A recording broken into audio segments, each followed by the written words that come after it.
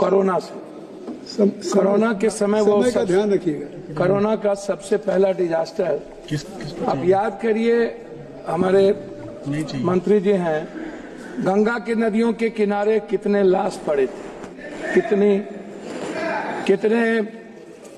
उनकी स्थिति को याद करिए।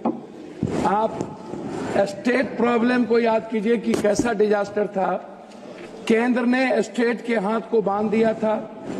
महाराष्ट्र के मुख्यमंत्री और बंगाल के मुख्यमंत्री ने आपत्ति दर्ज की थी कि आप हमारे पावर को कटल करते हैं।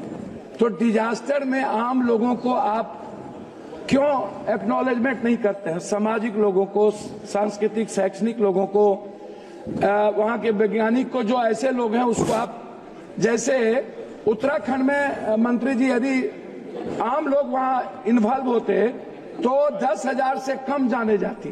तो मैं चाहता हूं कि डिजास्टर प्रबंधक जो कमेटी आप बनाए पंचायत वाइज, जहां पर बाढ़ आग से प्रभावित है, उसमें एक कमेटी बनाए जिसमें सामाजिक लोगों का महत्व हो। कोरोना में के प्रभावित 40,000 लोगों को अभी तक केंद्र के द्वारा पैसे मुआवजे नहीं मिले। तो मैं मुआवजे की बात करना चाहूंगा, मैं उसको याद दिला देना चाहता हूं, जिसमें बिहार अत्यधिक प्रभावित है, मजदूर प्रभावित है, सभी लोग प्रभावित हैं, उत्तर प्रदेश के लोग, बंगाल के लोग प्रभावित हैं। मैं शुरू करता हूं अटल जी के समय से। मैं उनको याद करता हूं, अटल जी को, उनकी बहुत बड़ी परियोजना जिन्होंने नदी जोड़ने की बात की थी। मैं नदी जोड़ने से शुरू करता हूं। बाढ़ का जो संबंध है या डिजास्टर की बात करते हैं तो अटल जी जरूर याद है।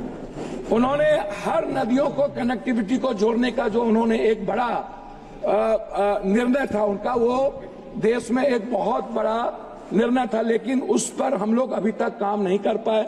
हम किसी नदियों को, चाहे हमारे इलाके में गंडक है, सप्तकोशी जो नेपाल से आता है, बूढ़ी गंडक है, महानंदा है, कमला है, केहर है, कनहर है, सौरा नदी है, गंगा है। जब हम इस नदियों की बात करते हैं तो वो नहीं हो पाता है। दूसरी चीज, अभी आपको याद होगा फरक्का कब बनी थी? 1974 के बाद, बाढ़ के बाद फरक्का, और फरक्का से लेकर के भागलपुर तक, नौगछिया, मनिहारी इलाके में नदियों का जो गाद है आज तक नहीं निकाला गया।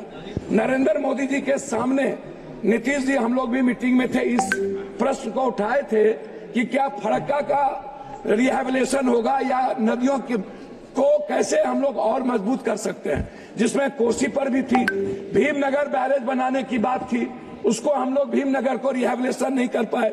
नए भीमनगर की बात हम नहीं कर पाए। आपने दिया है कि एक है भीमनगर, दूसरा है अजयनगर में आप एक नए बैरेज बनाने का आपने प्रपोजल हम लोगों ने दिया था। उस प्रपोजल का क्या हुआ? यदि हम उस बांध और चौड़ाकरण करते हैं, भीमनगर बैरेज बहुत लंबे समय से हो गया और सबसे ज्यादा प्रेशर पड़ता है, क्या कहते हैं आपको, नेपाल का। नेपाल से वार्ता नहीं होना भी एक बड़ा चिंता का विषय है।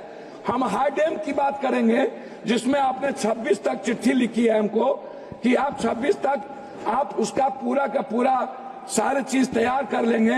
तो हम एक हाई डैम की बात बिहार के लिए, बिहार की आपदा के लिए जो सबसे बड़ा चीज है, हाई डैम भी है, एक बड़ा भीमनगर बैरेज का नवीनीकरण है, दूसरे जगह भी है। नदियों की सफाई की बात है, गाद, जो लगभग 40 सालों से अभी तक इतनी बड़ी सरकार होने के बावजूद भी हम गाद पर कोई काम नहीं कर पाए। हम नदियों को की सफाई नहीं कर पाए। नतीजा है सर, हम बात तो सर 5 मिनट हो गया सर, मैं 2-3 बात महत्वपूर्ण करना चाहूंगा सर। उसको आपके तो सर, मेरी राज्य मंत्री आप सर, मेरी बात तो करके बात कर सकते सर। मैं महानंदा एक्सप्रेसवे की बात करूंगा, मैं आलमनगर से नौगछिया नवीनीकरण पक्कीकरण की बात करूंगा, मैं कोसी महानंदा एक्सप्रेसवे पर आपका ध्यान दिलाना चाहूंगा, मैं आपका ध्यान जानवर क्षतिपूर्ति पर दिलाना चाहूंगा, घर क्षतिपूर्ति और फसल क्षतिपूर्ति पर। जब बाढ़ आता है, अभी बाढ़ आया, लगभग 7 लाख क्यूब पानी के बाढ़ आया, जिसमें पूर्णिया का आप कोई भी इलाका, किशनगंज का, अररिया का, आप सहरसा का इलाका देख लीजिए, आप उस कोसी सीमांचल का जो भी इलाका आप देखेंगे, 7 बांधें टूटी। आप गाइड बांध क्यों नहीं बनाते हैं? गाइड बांध यदि बनाएंगे तो बेहतर होगा। सर मैं खत्म, हमको समय से दिया जाए ना, दिया ना हमने 6 2 मिनट समय दिया जाए, 2 मिनट हो गया। 2 मिनट